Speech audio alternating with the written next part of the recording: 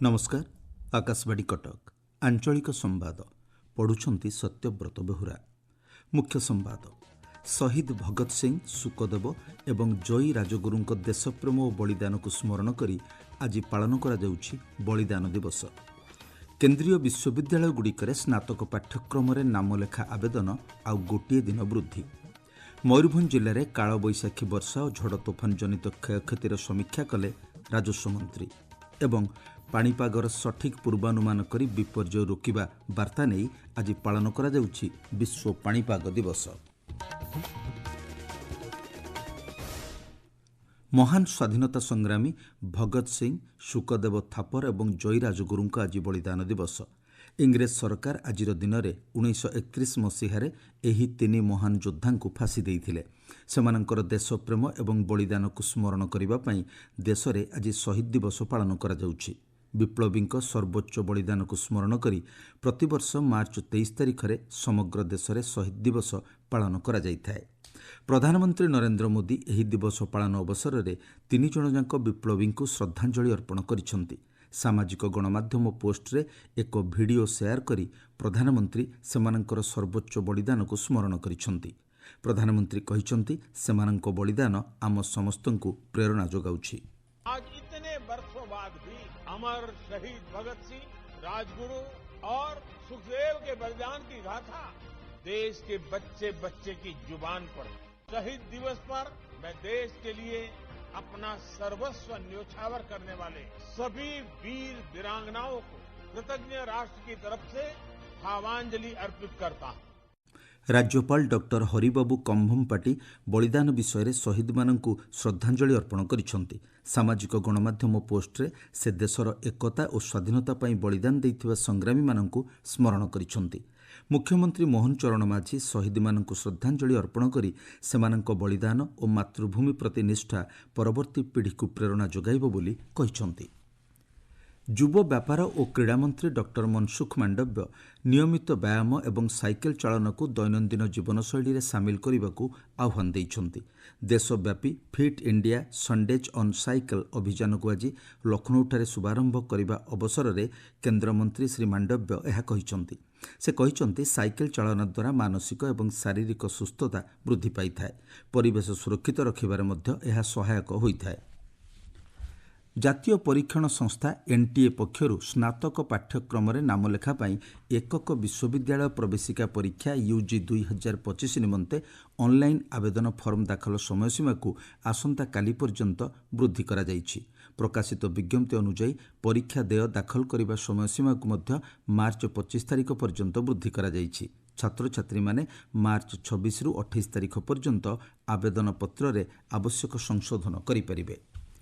काल बैशाखी जनित वर्षा और झड़ तोफान जोगु क्षयक्षतिर आकलन पर मंत्री सुरेश पुजारी एवं कृष्णचंद्र महापात्र मयूरभंज जिला गस्त कर विभिन्न स्थान परिदर्शन करिसेंति। क्षतिग्रस्त लोकंकु तुरंत सहायता प्रदान कराजिबो बोली राजस्व मंत्री श्री पुजारी कहिसेंति। क्षयक्षति रिपोर्ट सरकारक हस्तगत होईछि। क्षतिग्रस्तंकु आसंता 24 घंटा मध्यरे आर्थिक सहायता प्रदान पई चेष्टा जारी रहिछि।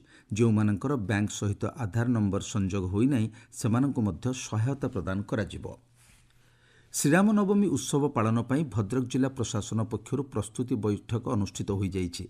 जिलापाल अध्यक्षतार अनुष्ठित बैठक में श्रीराम नवमी उत्सव पालन समय सुरक्षा समेत अन्यान्य व्यवस्था सुचारू रूपे संपादन पर आलोचना होईछि। अयोध्यारू आज्ञामाल आसिबा परे श्रीराम नवमी उत्सवर शुभारंभ हेब। या पूर्वरु रास्ताघाट मरामती, पानीय जल व्यवस्था, निरवच्छिन्न विद्युत जोगाण उपर बैठक में गुरुत्व प्रदान करा जाइछि। आज श्रीराम नवमी पालन अवसर में मातृभूमि पर एक गणदौड़ कार्यक्रम अनुष्ठित होइतिला। एथिरे बीजेपी राज्य सभापति मनमोहन सामल, सांसद अभिमन्यु सेठी, उच्चशिक्षा मंत्री सूर्यवंशी सूरज और विधायक सीतांशु शेखर महापात्र प्रमुख जोग देइथिले। ए संपर्क में उच्चशिक्षा मंत्री सूर्यवंशी सूरज कहिसेंति ये युवपीढ़ी मान कार्यक्रम ना मातृभूमि गणदौड़ प्रभु श्रीराम आदर्श अनुप्राणित होइकि मातृभूमिर सुरक्षा मातृभूमिर प्रतिबद्धता सब युवगोष्ठी आज राजरास्ता को आसी था एक संगे गणदौड़र आयोजन में भाग नहीं था। ये एक भद्रक श्रीराम नवमीर अभिनव परिकल्पना। आपण माने आंचलिक संवाद शुणुछंती आकाशवाणी कटक केन्द्ररू। ମନୁଷ୍ୟ ସମାଜକୁ ପାଣିପାଗ ଏବଂ ଏଥିସହିତ ଜଡ଼ିତ ଜଳବାୟୁ ପରିବର୍ତ୍ତନ ବାବଦରେ ସଚେତନ କରିବା ଉଦ୍ଦେଶ୍ୟରେ ଆଜି ବିଶ୍ୱ ପାଣିପାଗ ଦିବସ ପାଳନ କରାଯାଉଛି। 1950 ମସିହା ଆଜିର ଦିନରେ ସୁଇଜରଲ୍ୟାଣ୍ଡର ଜେନେଭାଠାରେ ବିଶ୍ୱ ପାଣିପାଗ ବିଭାଗ ଗଠନ କରାଯାଇଥିଲା। 1961 ମସିହା ପରଠାରୁ ପ୍ରତିବର୍ଷ ଆଜିର ଦିନକୁ ବିଶ୍ୱ ପାଣିପାଗ ଦିବସ ଭାବେ ପାଳନ କରାଯାଉଛି। ଚଳିତ ବର୍ଷ ଏହି ଦିବସର ବାର୍ତ୍ତା ରହିଛି ପାଣିପାଗର ସଠିକ୍ ପୂର୍ବାନୁମାନ କରି ବିପର୍ଯ୍ୟୟ ରୋକିବା। ବିଭିନ୍ନ ଦେଶରେ ପାଣିପାଗ ଦିବସ ପାଳନ ଅବସରରେ ଭିନ୍ନ ଭିନ୍ନ କାର୍ଯ୍ୟକ୍ରମମାନ ଆୟୋଜନ କରାଯିବା ସହିତ ବୈଜ୍ଞାନିକମାନେ ସେମାନଙ୍କର ସୁଚିନ୍ତିତ ବିଚାରଧାରାକୁ ଉପସ୍ଥାପିତ କରିଥାନ୍ତି। ବିଶ୍ୱରେ ପ୍ରାକୃତିକ ବିପର୍ଯ୍ୟୟ ଯୋଗୁଁ ବ୍ୟାପକ ଧନଜୀବନ ନଷ୍ଟ ହେଉଥିବା ବେଳେ ସମ୍ପ୍ରତି ଆଧୁନିକ ଜ୍ଞାନକୌଶଳର ବ୍ୟବହାର ଯୋଗୁଁ ପାଣିପାଗ ପୂର୍ବାନୁମାନ କ୍ଷେତ୍ରରେ ଯଥେଷ୍ଟ ବିକାଶ ଘଟିଛି।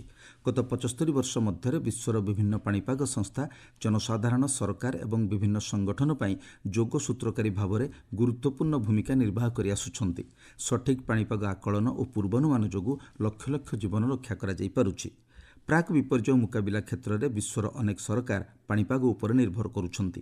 ଏହି ଅବସରରେ ଭାରତୀୟ ପାଣିପାଗ ବିଭାଗ ପକ୍ଷରୁ ଗତକାଲି ଏକ ସ୍ୱତନ୍ତ୍ର ଆଲୋଚନାଚକ୍ର ଅନୁଷ୍ଠିତ ହୋଇଥିଲା।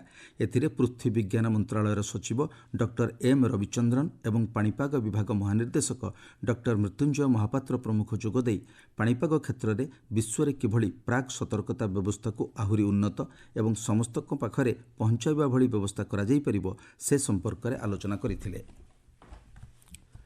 କନ୍ଧମାଳ ଜିଲ୍ଲାରେ ଚାଲିଥିବା ଜିଲ୍ଲା ମହୋତ୍ସବରେ ପଲ୍ଲିଶ୍ରୀ ମେଳା ଆୟୋଜିତ ହେଉଛି। ଏଥିରେ 160ରୁ ଅଧିକ ଷ୍ଟଲ୍ରେ ବିଭିନ୍ନ ସ୍ୱୟଂ ସହାୟକ ଗୋଷ୍ଠୀର ମହିଳାମାନେ ବିଭିନ୍ନ ଉତ୍ପାଦ ବିକ୍ରି କରୁଛନ୍ତି।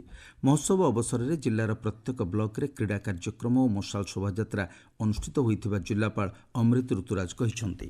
ସବୁ ବ୍ଲକରେ ଲୋକ କେମିତି କଳା ସଂସ୍କୃତି ଏବଂ କ୍ରୀଡ଼ା ଦ୍ୱାରା ଯୋଡ଼ି ହୋଇପାରିବେ ସେ ଦିଗରେ ପଦକ୍ଷେପ ନିଆଗଲା। ତେଣୁ ଆମେ ଆଶା କରୁଛୁ ଏ ଯେଉଁ ପରିବ୍ୟାପ୍ତ ପରିସର ହେଇଛି ମହୋତ୍ସବର ଆଗାମୀ ଦିନରେ ମଧ୍ୟ ତାର ସୁଫଳ ସମସ୍ତେ ପାଇବେ।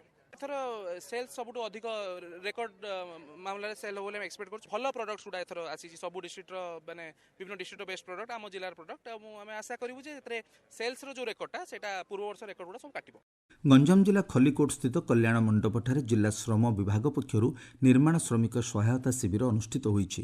ବ୍ରହ୍ମପୁର ଶ୍ରମ ଆୟୁକ୍ତ ବାବୁଚରଣ ପାତ୍ର ଏବଂ ଅନ୍ୟ ଅଧିକାରୀମାନେ 141 ଜଣ ହିତାଧିକାରୀଙ୍କୁ ଶିକ୍ଷା ସହାୟତା ଅର୍ଥରାଶି ବଣ୍ଟନ କରିଥିବା ବେଳେ 283 ଜଣଙ୍କୁ ବିବାହ, 28 ଜଣଙ୍କୁ ପ୍ରସୂତିକାଳୀନ, 55 ଜଣଙ୍କୁ ମୃତ୍ୟୁକାଳୀନ ଏବଂ 31 ଜଣଙ୍କୁ ଅନ୍ତ୍ୟେଷ୍ଟିକ୍ରିୟା ଜନିତ ସହାୟତା ରାଶି ପ୍ରଦାନ କରିଛନ୍ତି।